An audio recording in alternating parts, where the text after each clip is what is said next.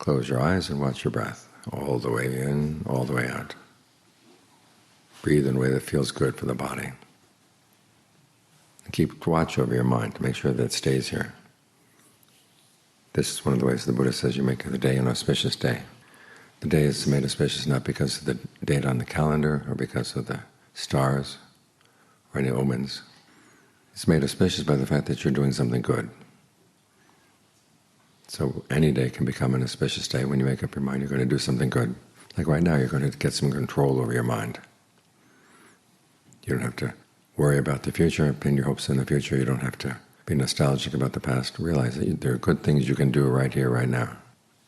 Anything unskillful comes up in the mind, like greed, aversion, delusion, once you recognize it, you can let go.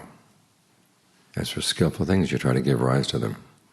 As the Buddha said, this is a teaching that's always true, and it's always your duty if you want to put it into suffering. The Buddha doesn't impose duties on anyone, but he does point out the fact that if you really want to put an end to your suffering, there are things you've got to do. It's in the nature of the beast. One of the things you've got to do is learn to get some control over your mind, because once the mind has a habit of going after certain thoughts, it becomes like a rut in the mind. Or as the Buddhist terms, it becomes a way in which the mind leans. It leans in that direction. So he asks us, what kind of direction are you leaning in? A good direction or a bad? Try to set the mind straight up.